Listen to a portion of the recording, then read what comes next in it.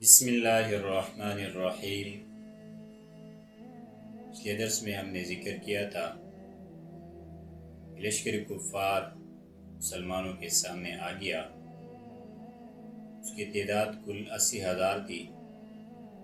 کسی بڑی جنگ کی تیاری ہو رہی تھی۔ اچانک ایک جرنیل جو ہر قسم کے پاکیزانہ لباس میں ملبوس اور اسلحہ میں غرق تھا، میدان میں آیا اور کہا، مقابلے کے لیے کوئی ہے؟ تو محمدی کے چار سے حضرت آقا رضی اللہ عنہ میدان میں کود پڑے۔ دو ہاتھ مقابلہ ہوا۔ پھر حضرت آقا رضی اللہ عنہ نے اس کے سینے میں ایسا نیزہ مارا جو فش کی جانب سے جا چم کر اللہ کا دشمن واصل جہنم ہوا۔ اس کے بعد ایک اور اجمی کافر مقابلے کے لیے آ گیا۔ یہ شخص بادشاہ کے ساتھ اٹھنے بیٹھنے والا خاص آدمی تھا۔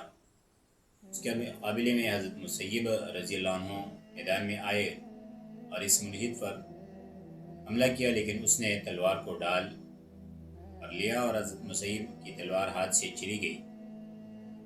اب عجمی کافر نے نیت مسیب پر حملہ کیا، لیکن آپ نے اس کا وار خال کر دیا۔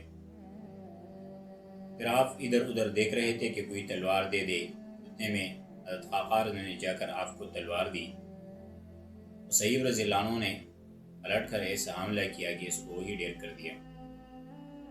رومیوں نے جب یہ حالت دیکھی تو ایک دم حملہ اور ہوئے۔ اب گمسان کی لڑائی برپا ہو گئی۔ اللہ کا دشمن بادشاہ بطلیموس سواری پر آبتاب اور تاج کے ساتھ میدان میں تھا۔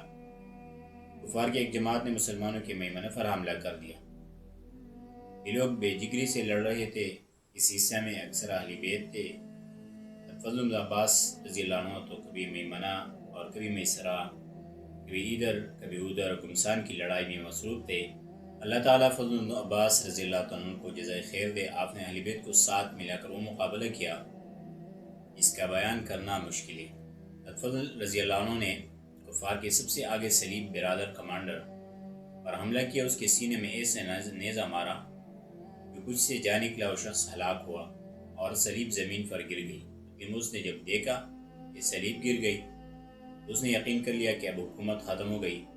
اب سلیب کی فچاری سلیب حاصل کرنے کے لیے بار بار شدید حملے کر رہے ہیں اور اللہ تعالیٰ کے سپاہی ان کے سلیب کے قریب آنے نہیں دے رہے ہیں۔ پھر حضرت فضل نے گھس کر اندر سے سلیب کو اپنے قبضہ میں لے لیا اور واپس آ کر مسلمانوں کے حوالہ کر کے دوبارہ پلٹ کر سخت حملہ کیا۔ عام مسلمان بھی حملہ میں شریک ہو گئی۔ شدید ماری کا برپا ہوا۔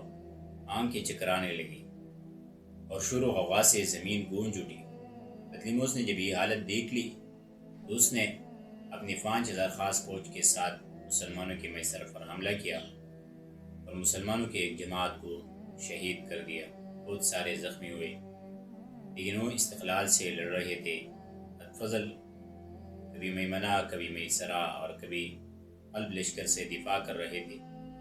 حضرت آقا رضی اللہ عنہ، حضرت معاذ بن جبل، حضرت مسیب اور حضرت براء بن عازب رضی اللہ عنہ تو ایسے لڑے کہ جسم پر خون کے اس طرح ٹکڑے جم گئے گویا کلیجے کے فارچے۔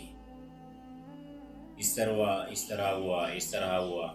یہ تو منہ سے بولنا آسان ہے، لیکن یہ بہت سخت کام ہے۔ اللہ رب العزت نے صحابہ کو بہت جرأت دی۔ اب لشکر کفار سے ایک جرنیل باہر آیا، گویا کہ پہاڑ تھا۔ حضور صلی اللہ علیہ وسلم کے غلام سفینہ اس کے مقابلے پر آئے۔ اب اس کو مارنا ہی چاہ رہے تھے کہ پیچھے سے کسی نے وار کیا اور نیزے کی چرچراہٹ کمر کی ہڈی میں ظاہر ہوئی اور کافر مارا گیا۔ دیکھا تو حضرت زیاد رضی اللہ عنہ نے اس کو مارا تھا۔ اب تو کفار نے حملہ اور تیز کر دیا اور گمسان کا ایسا رن پڑا کہ زمین ہلے گئی۔ نیزے سانپوں کی طرح نوچ رہے تھے اور گلشن محمدی کے جیالے کلمت اللہ کی صدائے بلند کر رہے تھے۔ صبح سے شام تک سخت لڑائی جاری تھی کہ رات نے آ کر دونوں فریقوں کو جدا کر دیا۔ دونوں فریقوں نے اپنے مقتولین کی تلاش شروع کر دی۔ کفار کے 5,500 آدمی مارے جا چکے، جن میں 20 ارکان دولت و حکومت، بادشاہ کی مجلس کے خاص لوگ تھے۔ بڑے بڑے جرنیل زمین پر تڑپ رہے تھے اور راقم الحروف نے پھر کہا من عہد عاد کان معروفا لنا اسر الملوک و قتلها و قتالها، یعنی بادشاہوں سے لڑنا، انہیں قید و قتل کرنا زمانے قدیم سے ہمارے جانے پہچانے کارنامے ہیں۔ صحابہ کرام نے جب دیکھا تو میدان میں ان کے 150 شہزادے شہید ہو چکے ہیں۔ ان کو دیکھ کر امیر الحرب اور دوسرے مسلمان بہت روئے اور پھر ان کو دفنا دیا۔ سچ ہے خلق اللہ للحروب رجالا ورجالا للقصاد والسرید، یعنی اللہ تعالیٰ نے بعض لوگوں کو لڑنے کے لیے پیدا کیا ہی اور بعض لوگوں کو دور میں اور سرید کھانے کے لیے۔ پھر کیا ہوا انشاءاللہ آگے بس